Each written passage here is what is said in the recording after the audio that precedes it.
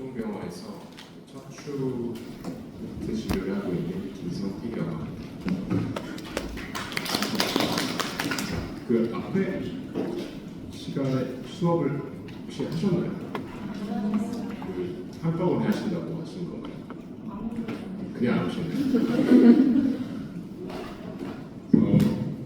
오늘 정형외과 근무교육의 첫날이신 거죠? 네. 아마 서론 같은 거는 보셨을 것 같은데 사실 여기 계신 여러 선생님들께서 근무교육에 관련해서 사실 앞으로 진료를 하실 분도 계시고 아니신 분도 더 많으실 텐데 이렇게 근무교육에 대해서 강의를 많이 들으시면서 어떤 게 중요할지 사실은 저희도 좀 고민이 많이 되더라고요. 그래서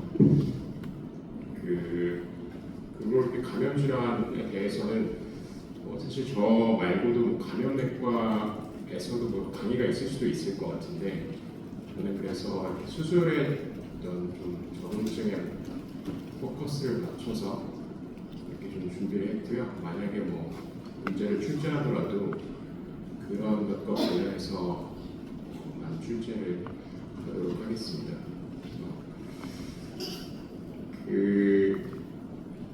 컨텐츠는 여러 몇 가지가 있는데요. 강의 계획서 사실 제가 근골계약 강의가 올해가 처음이어서 강의 계획서에 나와 있는 걸 토대로 이제 좀 새롭게 만든 건데 강의 계획서의 내용에 보면은 이렇게 5가지 정도 나와 있더라고요. 근데 좀 이런 근골계 감염 원인과 감염 경로를 설명할 수 있어야 된다. 이런 너무 좀 브로드해서 그냥 제가 말씀드린 내용에 포커스 맞춰서 공부하시면 될 것 같습니다. 그래서 처음 말씀드릴 거는 이제 골수염에 관한 건데요. 골수염은 이제 말 뜻에서 보듯이 뼈에 좀 감염이 생긴 게 되겠죠. 그래서 우리가 뼈에 감염이 생기면 사실 뼈라는 조직이 굉장히 피가 풍부한 조직이거든요. 그래서 다른 장기와 좀 다른 점이 있다면 뼈에 감염이 생기면 피가 풍부한 조직이라서 굉장히 감염의 어떤 이동이 잘 일어납니다.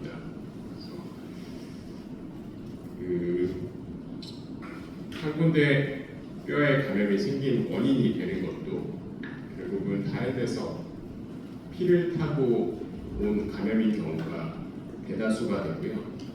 우리가 혈행성 감염이라고 표현을 하죠. 그래서 이게는 헤마토제너스 스프레드다. 그리고 이런 경우에서 우리가 블러드 컬처를 해보면 피에서 근이 자라는 박테레미아가 흔히 있겠죠. 그래서 그런 내용이고, 근데 이것과 다르게 피에서 피를 타고 혈행성으로 온 경우와 다른 경우가 있다면, 엑소지너스 외인성으로 오픈 프랙처가 이제 개방성 골절이라고 뼈가 골절이 되면서 뼈를 덮고 있는 피부나 이런 연부 조직들이 결손이 좀 있는 거거든요. 그렇게 되면 뼈가 공기와 직접적으로 이렇게 맞닿게 되니까 균이 좀 잘 들어올 수 있겠죠. 그리고 포스트 서지컬 원드, 이건 수술하면서 우리가 피부를 절개했으니까 그 뼈를 어떻게 보면은 오픈 프랙처처럼 밖에 노출시킨 그런 개념이 되겠고요. 그리고 주위 이제 연부 조직 자체가 감염이 돼서 뼈와 맞닿고 있는 연부 조직에서 바로 균이 이렇게 퍼지는 경우가 또 있겠습니다. 그래서 골수염은 우리가 흔히 거의 다 혈행성 감염이 주된 감염의 원인이 되겠고, 이제 외인적으로는 여러 가지 요인으로 인한 뼈가 공기나 외부 환경과 접촉되면서 발생하는 경우가 있겠습니다. 골수염의 증상들 뭐 흔히 우리가 감염의 증상이라고 생각하는 것들이죠.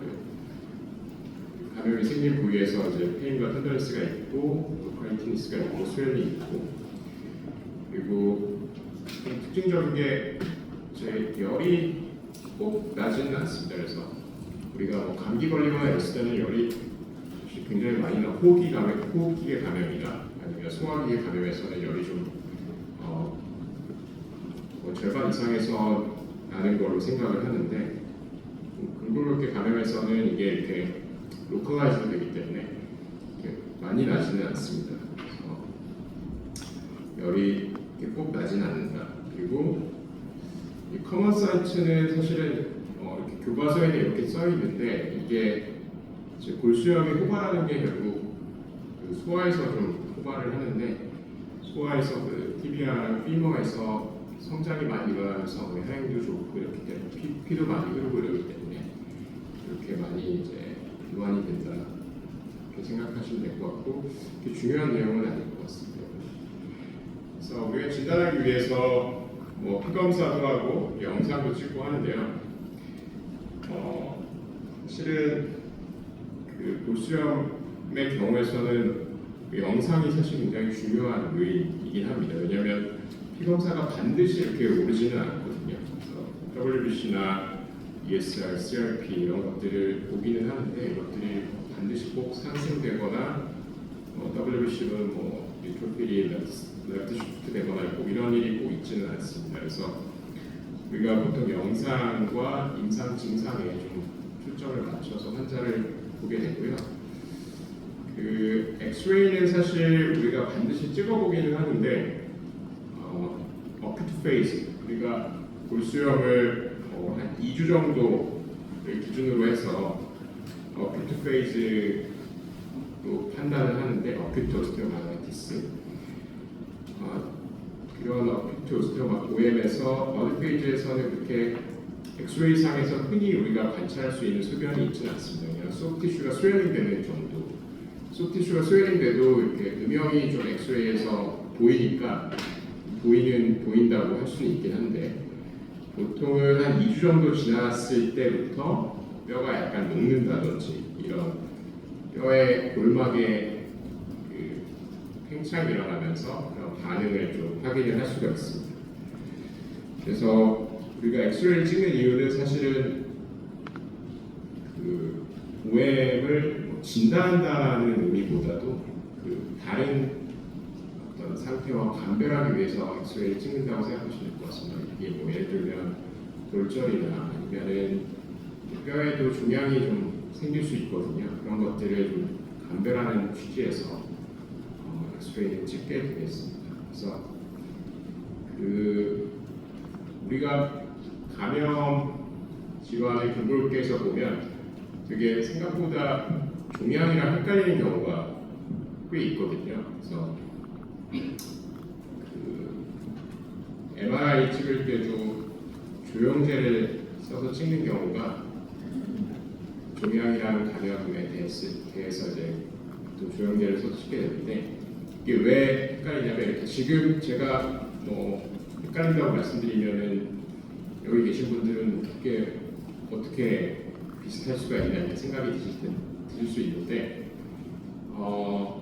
뼈 입장에서 보면은 결국은 아까 말씀드린 것처럼 그 혈액이 풍부하거든요. 피가 많이 흐르는데, 이제 피가 많이 흐르니까 균이 이렇게 들어와서 뼈에서 염증 반응을 일으키면서 이제 WBC도 많이 오고 이러다 보니까 퍼스가 생기거든요.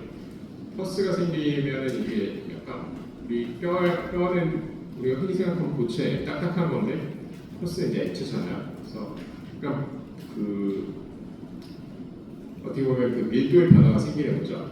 근데 이제 종양도 어떻게 보면 마찬가지거든요. 뭐 뼈에서 생기는 종양도 있고, 이제 다른 데서 생겨서 전이가 되는 종양도 있는데, 그 뼈에 종양이 생기면 그게 이제 딱딱하던 물질이랑은 다른 물질이 생기는 거죠. 그래서 우리가 되게 헷갈리기가 쉽습니다.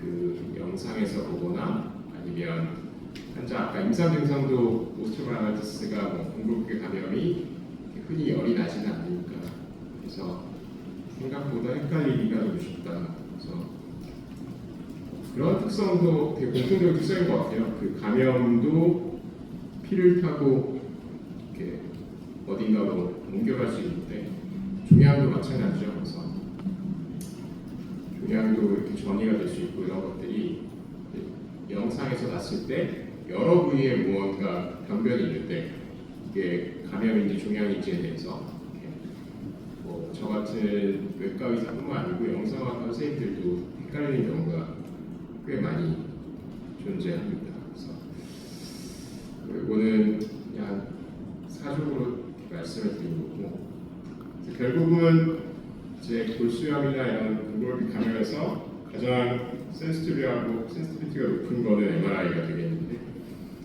MRI를 우리가 찍는 데 있어서 가장 문제는 그 소아의 경우에서는 이게 찍는 게 쉽지가 않다는 데 있습니다. MRI라는 게 30분 정도 누워서 찍어야 되는데 그게 좀 소아는 협조가 잘 되기가 어려워서 결국 세데이션을 해야 되거든요. 그래서 소아에서 MRI를 이제 아주 의심이 되는 경우에서야 당연히 세데이션 시키고 찍겠지만 애기가 좀 이렇게 무릎을 잘 안 움직이는 것 같고 약간 거기에 레티니스가 있고 이렇다고 했을 때 바로 처음부터 MRI를 찍기가 어렵기 때문에 이게 얼리 다이그노시스가 쉽지는 않습니다. MRI로 하는 게. 근데 MRI를 찍어서 보면 가장 이렇게 확실한 거죠.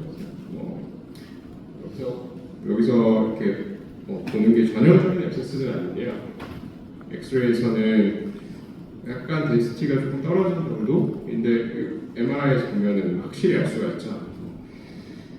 보디 셉시스라는 건데 어쨌든 엑스레이에서 잘 긴가 민감한 것도 MRI는 굉장히 센시티브하게 확인을 할 수가 있다 정도로 이제 하시면 될 것 같습니다. 그리고 아까 말씀드린 것처럼 소아에서 좀 이렇게 세데이션을 시켜야 되고 이런 문제가 있기 때문에 소아에서는 봄스캔이나 소노, 초음파를 이용하는 경우도 많이 있죠. 그래서 MRI가 이렇게 접근성이 떨어질 때는 봄스캔이나 초음파, 특히 뭐 초음파 같은 경우가 제일 흔하게 잘 이용이 됩니다. 그냥 이렇게 대기만 하면 되니까.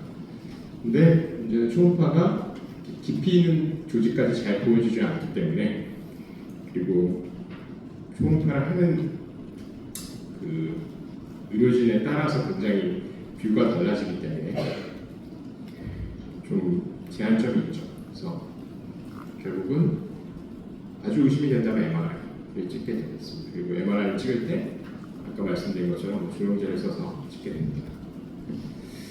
그래서 뭐 이거는 duration, brutal infection, host response에 따라서 이렇게 나눌 수 있다 이런 건데 말 그대로 그냥 분류인 거고 결국은 아까 말씀드린 2주 정도를 기준으로 어큐트와 서브어큐트 크로닉을 구분하고 대개는 헤마토제너스가 대부분이고 엑소제너스는 뭐 오픈 프랙처나 OP 운드 이런 것들이 되겠고 이제 호스트 리스폰스는 결국은 그 TB와 그 파이오제닉 간의 차이인 건데요.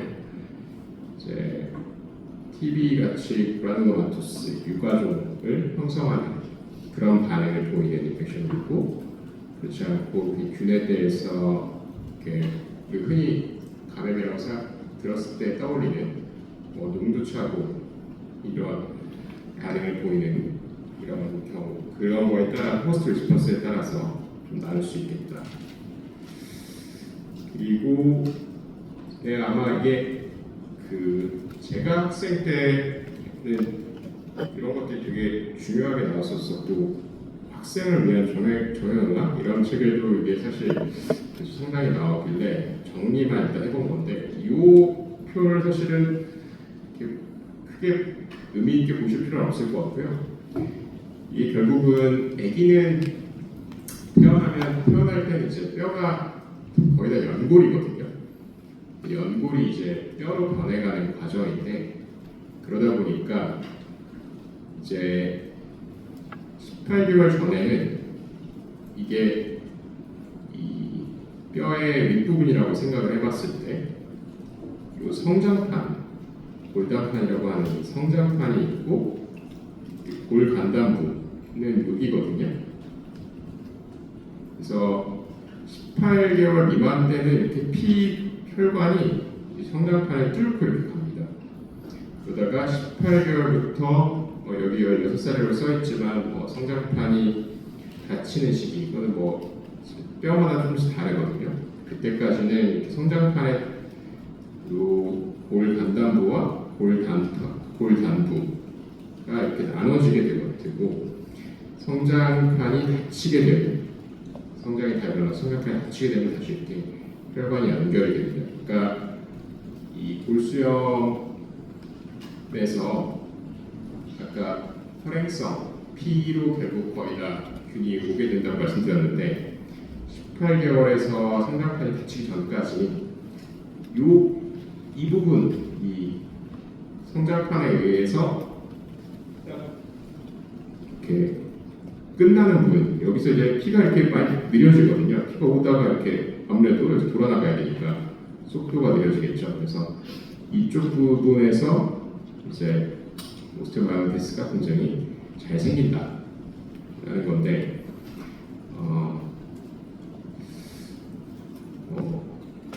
소아에서만 그렇고 우리가 성인에서 볼 때 사실 그렇지는 않긴 합니다.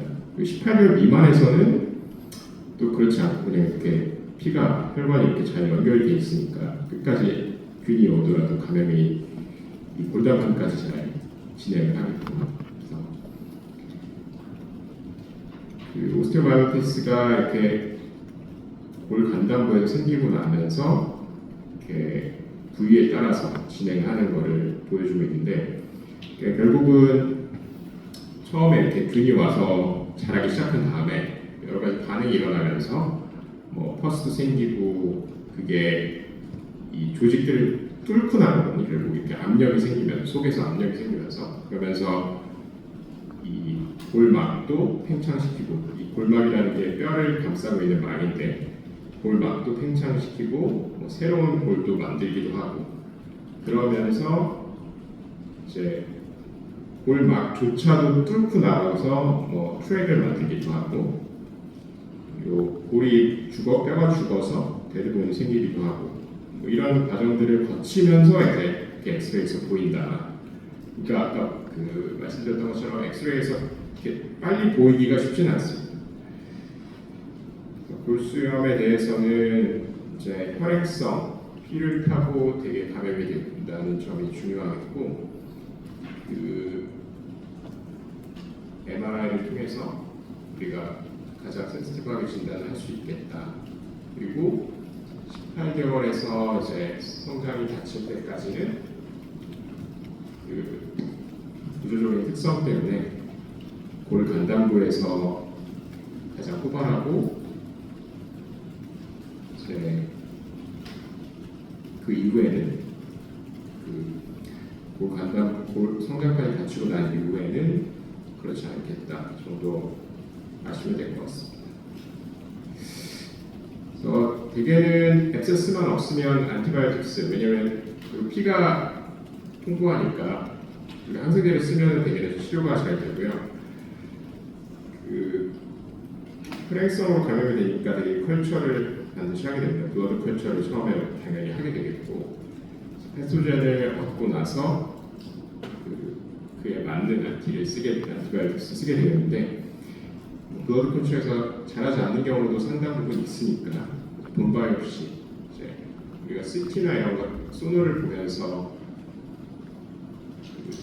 좀 두꺼운 바늘을 뼈에다가 집어넣다가 뺨으로써 바이옵시를 조직을 얻을 수가 있거든요. 그래서 그걸 키워서 패소젠을 아이덴티파이 한다. 그래서 그 패소젠이 아이덴티파이 되어야지 그리고 그에 맞춰서 안티바이오틱스를 쓸 수 있을 테니까요. 그래서 이 점을 아시면 될 것 같고, 근데 반드시 무조건 균이 다 자라는 것은 아닙니다. 그래서 균이 안 자라는 경우도 많고 또 바이옵시를 하고 뭐 컬처를 해도 키우는데 시간이 걸리기 때문에 그 경험적인 항생제를 쓰게 되는데 경험적인 항생제는 보통은 우리가 SRS, 그러니까 포도알 상구균에 대해서 보통 쓴다고 생각하시면 되겠고 대개는 그냥 그 세파, 피시드 세파 정도를 쓴다고 생각하시면 될 것 같습니다. 근데 물론 그 앞에서 말씀드린 것처럼 뭐 오픈 프랙처나 아니면 이 사람이 병원에서 뭐 균을 얻은 것 같은 그런 병력이 있거나 이러면 이제 또 감염내과와 상의를 해서 그에 대해서 고려를 좀 해야 될 거고 왜냐면 이제 항생제 내성 이제 균인 가능성이 있기 때문에 그런 경우에 좀 달라지겠죠.니까 그래서 경험적인 항생제는 대개는 그냥 포도알 상구균에 해당하는 그런 경험적 항생제를 쓰는데 병력 청취나 어떤 그 환자의 기저시라는 것도 좀 중요하겠다 이렇게 하시면 될 것 같습니다. 수술은 이제 균이 올 뼈에만 있지 않고 septic arthritis 관절까지 퍼진 경우나 아니면 시스테믹 sepsis 이제 전신에 균이 지금 돌고 있는 경우 그리고 안티를 썼는데 페일한 경우 그리고 아까 안티를 쓰는 조건에서 말씀드린 앱세스가 원래 없어야지 되는데 앱세스가 생겨버려서 거기에 앱세스가 생기고 나면 이제 피가 잘 가지 않기 때문에 이런 경우에서 수술을 하게 되겠습니다. 4개로 맞추는 이유는 뭐 이게 딱 유지선다 이런 것도 하기도 좋기 때문에 제가 4개로 맞춰놓고요. 이 적응증은 사실 거의 요 1번만 빼면은 뭐 거의 모든 그런 감염에 해당하는 내용이 될 것 같기는 합니다. 그래서 OM은 이 정도로 하면 될 것 같고 다음에 셀룰라이티스 우리가 흔히 봉화지경이라고 하는 건데 스킨 인펙션입니다. 그래서 그 사진에서 보는 것처럼 이렇게 빨갛게 뭐 군인들이 흥분하고 이렇게 많이 생긴다고 하는데 균이 딱 피부에만 있는 거라고 생각하시면 될 것 같아요. 그래서 로컬 사인은 아까 뭐 말씀드렸던 인펙션의 특징처럼 레드니스 그리고 히티니스, 페인티너니스, 스웰링 이런 것들이 관찰이 되는데 결국은 이게 지금 이렇게 PPT에서 볼 때는 OM이랑 셀룰라이티스를 딱 분류해서 우리가 접하게 되니까 완전히 다른 질환 같이 느껴지지만 실제 그런 임상 상황에서 보면 레드니스, 히티니스, 페인, 텐더니스 이런 것들은 아까 OM에서도 골수염에서도 이야기한 내용이잖아요. 그래서 이런 것들이 있을 때 이게 셀룰라이티스인지 OM까지 뼈까지 침범한 건지 사실은 쉽게 알기는 어렵습니다. 그래서 아래 시스테믹 심텀이 있으면 이거는 좀 더 우리가 더 깊은 범위까지 침범했다고 알 수가 있는 거겠죠. 그래서 뭐 열이 나거나 이런 것들, 전신 증상들 그런 것들이 있을 때는 좀 더 우리가 경각심을 가지고 봐야겠다. 그래서 이것도 그 OM에서와 같이 포도알 SRS에 대한 안티바이오틱스를 경험적으로 쓰고요. 이거는 사실은 컬처까지도 하기는 어렵습니다. 뭐 이게 진짜 셀룰라이티스면은 스킨에만 균이 있기 때문에 블러드 컬처를 한다고 나올 것도 아니고 여기를 뭐 조직 검사를 할 거는 아니니까 그래서 그냥 경험적 항생제를 쓰면서 이제 아래와 같은 뭐 아주 하이피버가 있고 그 해열제에 반응하지 않는 하이피버 38도 이상의 하이피버가 난다 아니면 항생제를 썼는데 항생제가 반응이 없다 또는 뭐 HIV 인펙션처럼 이면 컴프로마이즈한 환자의 경우에는 입원을 해서 좀 적극적으로 보는 게 필요하겠고 그렇지 않으면 대개는 피오 안티를 줘서 약 2주 정도 주면 되게 충분하다고 생각을 합니다. 그리고 연부조직 감염에서 셀룰라이티스는 굉장히 흔한 거고요. 그래서 제가 추가를 했고, 네프로타이팅 파사이티스는 이건 되게 레어한데, 이게 제가 여기다 다룬 이유는 근골격계 감염 중에서는 가장 모탈리티 레이트가 높은 질환이거든요. 그래서 거의 10에서 20%라고 교과서에 되어 있는데, 실제로는 절반 정도 모탈리티 레이트가 나오는 것 같아요. 왜냐면 이 네프로타이팅 파사이티스가 생긴 환자분들이 거의 다 기저질환이 좀 안 좋기 때문에 이게 장기적으로 가면서 안 좋아지는 경우가 많아서 모탈리티 레이트라는 게 결국은 사실 시간의 범위를 어떻게 설정하냐에 따라서 달라지기 마련이잖아요. 그래서 장기적으로는 굉장히 거의 절반 가까이 사망률을 보이는 그런 질환이 되겠는데, 이게 딱 보면은 사실은 아예 다릅니다. 그래서 여기 그림에서 보는 것처럼 수포가 좀 이렇게 보이고요. 퍼스가 이렇게 밖에서 보이고, 스웰링은 아까 셀룰라이티스에서 보이니까. 그런데 수포가 보이고 퍼스가 보이고 이런 경우에서는 이제 아주 응급하게 MRI를 찍고 여기를 충분히 근막을 열어주는 그런 이거를 높이를 하게 되겠습니다. 그래서 보시면은 좀 다르죠. 셀룰라이티스랑 좀 다르게 생겼죠, 이거랑. 그래서 이런 경우에는 이렇게 근막을 열어서 이 괴사된 조직을 다 제거를 해주고, 그리고 이거를 열어놓습니다. 열어놓고 시스테믹하게 환자의 상태가 괜찮아지는 걸 보고, 그 다음에 다시 이 소프티슈를 커버리지를 하게 되는데, 보통 6주 이상 안티를 쓰기 때문에 굉장히 입원 기간도 길어지고 굉장히 무서운 그런 감염이 되겠는데, 여러분들이 여기서 기억에 남겨두셔야 될 거는 수포가 생기고 퍼스가 이렇게 밖에서 보이고, 또 이렇게 스킨 컬러가 변합니다. 스킨 컬러가 변하고, 그런 정도로 생각하시면 될 것 같습니다. 그래서 세 가지 특징이 있는 경우에는 네프로타이팅 파사이티스를 의심해서 응급으로 MRI 찍고 근막 절개술 및 배는 절제술을 해야겠다. 그리고 이제 이렇게 해서 소프티슈는 끝내고요.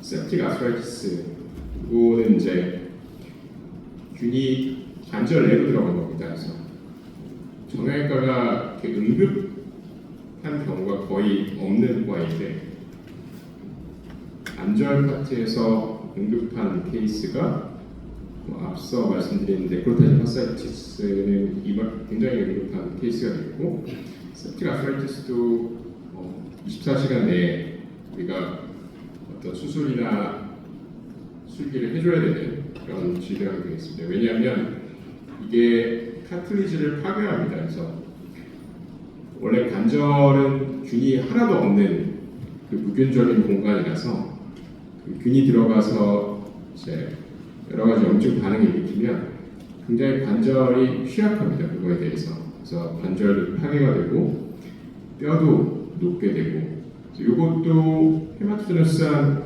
스프레드가 제일 흔하고요. OM이랑 비슷하게 생각하시면 됩니다. 다이렉트하게 트라우마나 수술했거나 이런 경우. 근데 이제 세프틱 아트라이티스를 실제로 이제 임상 현장에서 보면 제일 흔한 거는 이 다이렉트 이노큘레이션 중에서 제일 흔한 거는 침 맞는 거가 되겠습니다.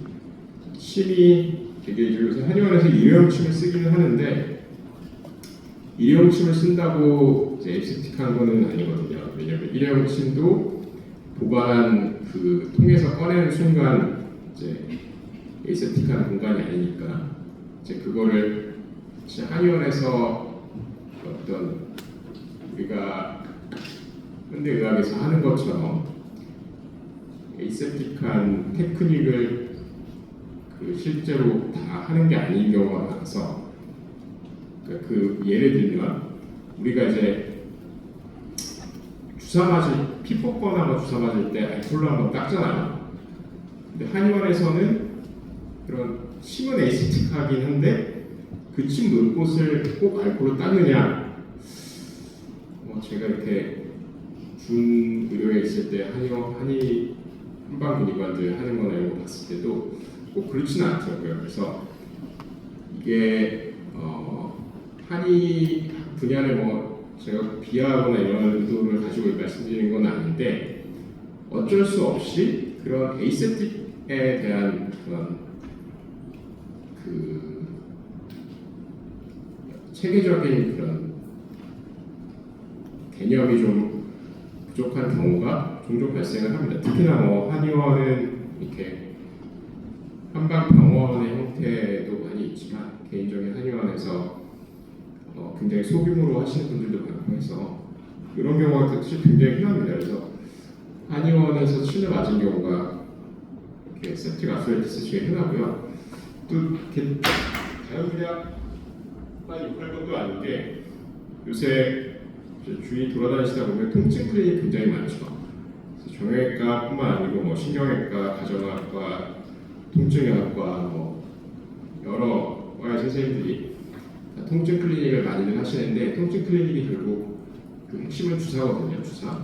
주사 아무리 에이세틱한 개념을 가지고 주사를 찔러도 주사를 한 번 찌를 때마다 결국은 그 리스크는 증가를 할 수밖에 없습니다. 그래서 무릎이 아프고 허리가 아프고 이런 경우에 이제 무릎에다가 주사를 찔러 넣었을 때 효과는 좋은데 무릎에 스테로이드랑 국소 마취제를 섞어서 보통 넣게 되니까요. 효과는 좋은데 스테로이드는 반드시 쓰는 건 아닙니다. 근데 어쨌든 효과는 좋은데 이게 한 번 찌르고 두 번 찌르고 세 번 찌르고 계속 찌르다 보면 결국은 그 리스크가 증가해서 결국 N수가 많아지기 때문에 우리가 실제로 통증 클리닉이나 이런 우리 그 서양의학의 분야에서도 굉장히 외인성으로 septic arthritis를 많이 만들기는 합니다.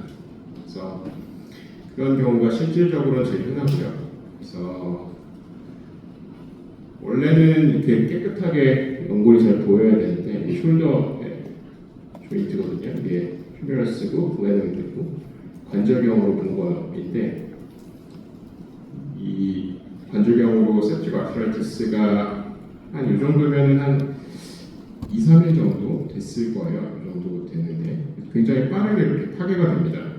이 카트리지가 파괴가 되고 보시면은 본도 이렇게 레디언스도 관찰되고 본이 이렇게 약간 높게 되거든요.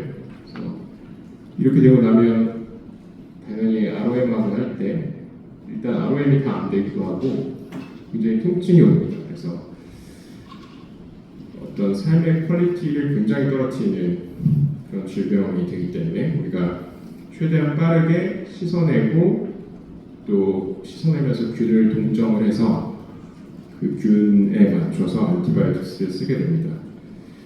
그 아까 OM에서 안티바이오틱 쓸 때 제가 말씀을 안 드린 것 같긴 한데 OM이나 septic arthritis나 이런 근골격계 감염에서 항생제는 보통은 6주 정도 쓰게 되거든요. 그 6주를 꼭 IV로 쓴다는 얘기는 아닌데 보통 6주 정도 쓰게 됩니다. 그러니까 우리가 다른 그 기관의 감염보다 굉장히 안티를 오래 쓰는 특징이 있습니다.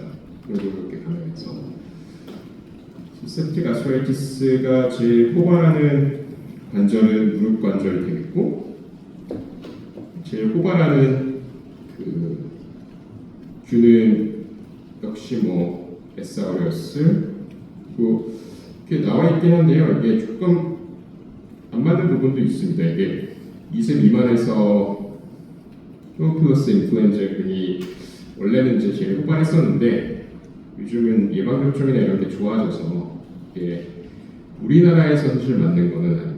아마 전 세계적으로는 이럴 텐데 나이스나 그 고노레아도 사실 예방접종도 좋아지고 위생도 좋아지고 하면서 사실은 이게 그렇게 흔하지는 않습니다. 그래서 S. aureus 정도만 아시고 계시면 될 것 같고요. septic arthritis는 굉장히 아픕니다. 그래서 무릎이 제일 흔하다고 말씀드렸는데 이거는 그냥 꼭 MRI를 안 찍어도 알 수 있는 게 디디지를 일단 못해요. 디디지를. 그래서 디디는 게 안 되고 그리고 여기서 보면 이렇게 굽어 있죠. 펴는 게 안 됩니다. 다 펴는 게. 그러니까 풀 RM이 안 되고 디디는 게 안 된다. 그리고 만져보면 뜨겁고 부어 있고 그 정도를 생각하시면 될 것 같습니다. 이게 관절이라서 사실 굉장히 우리가 딱 알기가 쉽습니다. 이렇게 그 ROM을 시켜보면 통증을 굉장히 호소하시거든요. 무릎이나 관절이나 고관절이나. 근데 이제 이것도 헷갈리는 경우가 있는 게 애기들은 헷갈립니다. 애기들은 내가 이게 무섭게 생겨서 보는 건지 아니면은 내가 그 젠틀하게 하지 않아서 보는 건지 이런 것도 잘 알 수가 없기 때문에 그 실제로 애기들이 septic arthritis가 힙에는 또 잘 생기거든요. 되게 어떻게 보면 철학적인 문제인데 한 6개월 되는 소아 애기가 만약에 응급실에 열이 나고 고관절의 움직임이 잘 없고 이래서 왔는데 랩해 보면 WC 써 있고 그랬을 때 이게 septic arthritis라는 판단을 MRI를 찍어야만 이제 할 수 있는데 아까 말씀드린 것처럼 세데이션을 또 해야 되잖아요. 그래서 이 상당히 급한 상황에서 이런 것들을 우리가 애기들 특히 소아에서는 진짜 헷갈리는 경우가 임상 현장에서 많이 있습니다. 그래서 헷갈릴 때는 그냥 사실은 좀 더 선제적으로 이 septic arthritis에 대해서 대처를 하는 게 중요하겠고요.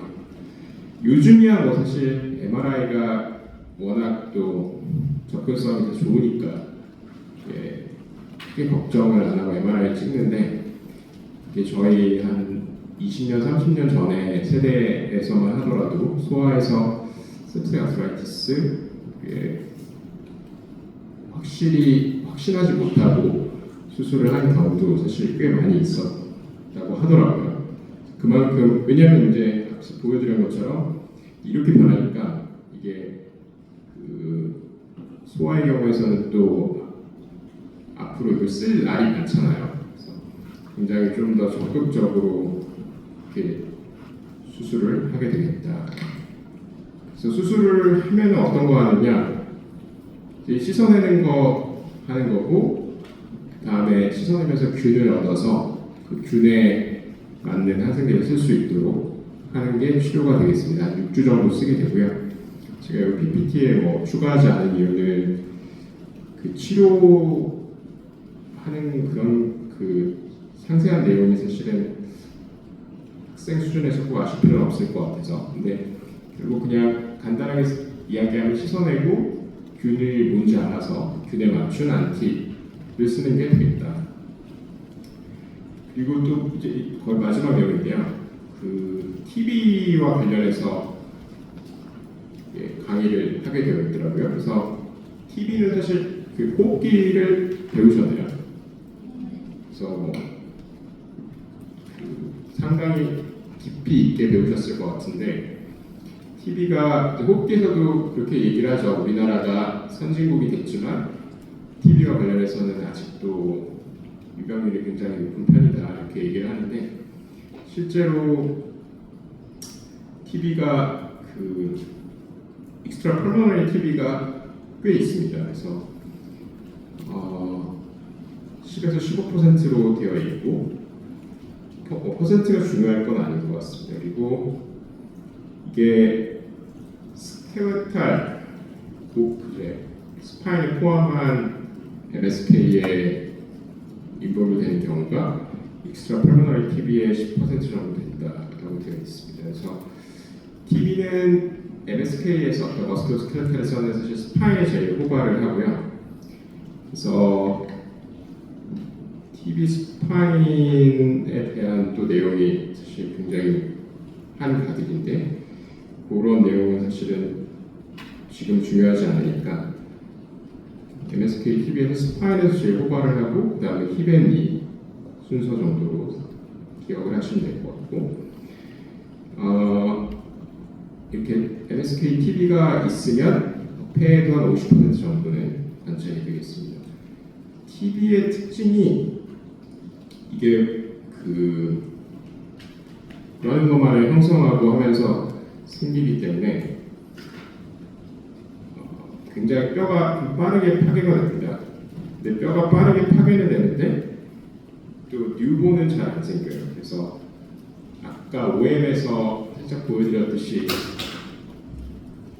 이게 퍼스가 생기고 나서 뉴본이 생기면서 골망이 두꺼워지고 이렇게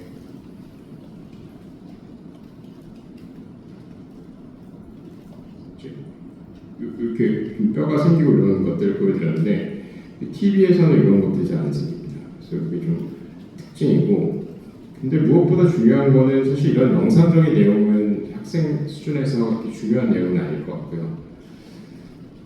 굉장히 슬로우 프로그레션 한다는 게 그 차이인데 슬로우 프로그레션 한다는 게 그리고 슬로우 프로그레션 하기 때문에 쉽게 알지를 못하는 우리가 이 본이 디스트럭션 된 거를 봤을 때쯤에는 이미 굉장히 진행이 다 된 상태라는 거죠. 그래서 피버도 로우 그레이드로 나고 뭐 TV 뽑기에서 아마 열심히 배우셨을 텐데 나이트 스웨트, 패티규, 아노렉시아 이런 것들이 있게 되겠고 결국 TV 인펙션과 파이오제닉의 차이는 첫 번째로는 TV는 굉장히 증상이 이렇게 강하지 않게 나타난다. 그리고 두 번째로는 파이오제닉과 다르게 그라누로마를 형성하면서 생기기 때문에 이렇게 막 퍼스나 이런 것들이 막 생긴다기보다도 우리가 뭐 퍼스가 생기더라도 폴뎁시스라고 보통 표현하는데 퍼스가 생기더라도 굉장히 천천히 생기고 그것 때문에 이렇게 통증 이런 게 별로 없습니다. 그래서 그런 차이가 있다 정도로 아시면 될 것 같고 진단이 사실 쉽지가 않습니다. 그래서 호흡기에서 제가 예전에 배웠던 기억을 살려서 생각하면 이렇게 스푸툼을 뱉어서 진단하고 이런 거를 했던 것 같은데 뼈는 또 그렇게 스푸툼이나 이런 것들을 얻기가 그러니까 퍼스나 이런 것들이 아까 말씀드렸다시피 잘 안 생긴다고 그랬잖아요. 그래서 얻기가 어렵기 때문에 결국은 본바이옵시나 이런 것들을 해서 PCR을 돌리는 게 요새는 제일 확실합니다. 그래서 PCR이 뭐 빠르게 나오면 24시간 이내로 나오기 때문에 PCR을 돌려서 진단을 하는 게 거의 골드 스탠다드가 되겠다. 이거 잘 아시는 그 병리 소견이죠. 그래서 이거는 뭐 다른 그 호흡기에서의 그 병리 조직 소견과 똑같이 걸락성 괴사 소견이 나타나면 진단할 수 있겠고 이게 왜 중요하냐면 사실 TV처럼 보여지는 게 되게 많거든요. 뭐 액티노마이코시스 아니면 아까 말씀드렸던 것처럼 튜머 이런 것들 등등등 여러 가지가 있는데 조직 검사에서 패소그로믹한 사인이 나타나면 바로 TV로 진단할 수 있기 때문에 되게 중요한 소견이 되겠습니다. 그래서 이것도 역시 파이오제닉한 OM이나 어떤 소프티슈 인펙션과는 차이가 있는 점이라고 볼 수가 있겠죠. 근데 요새는 또 NTM이 또 꽤 흔합니다. 그래서 TV는 그나마 그래도 이렇게 치료가 어느 정도 다 정립되어 있고 다음 단계 이런 게 있는데 NTM은 사실은 그 치료가 이렇게 다양하지를 못하거든요. 그래서 NTM인데 내성이 생기는 경우 굉장히 디제스터가 되겠습니다. 그래서 저도 이제 한 4번 정도 수술한 환자가 있는데 NTM이 그냥 위로 계속 퍼지는데 NTM 메디케이션으로 사실 이게 한계가 생기고 나면 우리가 NTM 때문에 설마 마비가 생기겠어라고 하지만 실제로 척추가 다 무너져서 마비가 생기고 이런 경우가 종종 있습니다. 그러니까 제가 말씀드리고 싶은 거는 TB가 굉장히 천천히 진행하고 증상은 뭐 아주 확실한 증상이 없고 하지만 굉장히 무서운 그런 감염이 되겠다. 그래서 학생 강의에서도 TB 인펙션에 대해서 다루는 내용이 있을 정도로 굉장히 중요한 질병이 되겠습니다. 그래서 감별할 수 있는 것들이 이렇게 쭉 나와 있는데 이거 표를 넣은 이유는 결국은 사실 여러분들이 근골격계학 강의는 뭐 본과 2학년 때 한 번 들으시면 끝나는 거고 의사 면허 시험 보실 때 마이너 파트에서 정형외과적인 문제가 나오는 게 결국은 학생분들 입장에서는 중요한 문제일 텐데 몇 안 되는 문제 중에 하나가 아마 이거였던 것 같아요. 트랜지언트 스노바이티스 이런 게 나왔던 것 같습니다. 그래서 일과성 혈액망염이라고 해서 아마 저 말고 이거를 또 이 병을 다룰 만한 강의가 있을지 모르겠어요. 제가 봤을 때는 고관절에서 다루시면 또 다룰 수도 있을 것 같긴 한데 트랜지언트 스노바이티스 굉장히 셀프 리미팅하고 아기가 막 절뚝거립니다. 그래서 septic arthritis나 TB 인펙션 이런 근골격계 감염이랑 좀 헷갈릴 수 있는데 특징적으로 병력이 한 일주일 전에 감기한 적 있다거나 이런 특징이 있고 좋은 거는 가장 특징적인 거는 놔두면 좋아집니다. 그래서 아세타민오펜이나 이프로펜 먹으면서 시간이 지나면 좋아지는 그런 특징이 있다. 그래서 트랜지언트 스노바이티스는 제 기억 속에서 이게 항상 퍼시픽 K맨에도 나오고 꽤나 학생 수준에서는 다 나왔던 병 같아서 이렇게 적어봤습니다. 그리고 밑에 있는 것들은 크게 공부를 하실 필요는 없을 것 같고요. 여기서 수술은 이거는 강의 계획서 상에서 있어가지고 제가 여기다가 추가해놨는데 사실 이렇게 보시면은 좀 남의 세상 얘기 같죠. 그래서 되게 이렇게 익스터널 픽세이션을 이용하는 그림들이 많은 거는 이게 소아에서 또 많이 생기거든요. 소아에서 오행 같은 게 많이 생기는데 소아에서 생기고 나면 또 성장을 해야 되니까 성장이 안 되는 문제가 있어서 나중에 이렇게 늘려주고 뼈 만들어주고 뼈를 이렇게 자르고 나서 또 뼈를 늘려줘야 되니까 이런 것들을 이용하는 것들이 있어서 제가 가져와 봤습니다. 그러니까 제가 이 그림들은 그냥 보여드릴 용도로 넣어놨는데 결국은 수술은 데브리방하고 이거에 대해서 커버리지 해주는 그런 개념이 되겠고 근골격계 감염 중에서 사실 척추 감염이 굉장히 흔하긴 한데 저희가 그것까지 다루지는 않았거든요. 왜냐하면 나중에 척추 강의에서 또 다룰 수도 있을 것 같아서 그래서 이거는 수술에 대해서 우리가 어떤 경우에 하는가에 대한 내용인데 척추에서는 신경이 있기 때문에 신경학적인 증상이 있는 경우와 또 불안정한 경우 이런 경우에 이제 수술을 하게 됩니다. 이게 다른 근골격계 파트랑은 좀 다른 부분이 되겠죠. 그래서 대개는 노명에 앱세스가 생겨서 안티가 듣지 않거나 이런 경우가 아까 수술에서 걱정이 되겠는데 척추에서는 신경학적인 증상이 있거나 불안정성이 있거나 그래서 안정성을 줘야 될 때 수술을 하게 되겠다. 그래서 안정성을 줘야 되기 때문에 이 데브리방을 하고 나서 뒤에 이렇게 페디클 스쿨 같은 인스트루멘테이션을 이용해서 고정하는 그런 수술을 하게 되겠습니다. 그래서 제가 근골격계 감염과 관련해서 말씀드릴 거는 거의 다 말씀을 드린 것 같고요. 50분에 맞춰서 제가 이렇게 시간을 좀 조절을 했습니다. 그리고 만약에 제가 몇 문제를 내야 될지는 모르겠는데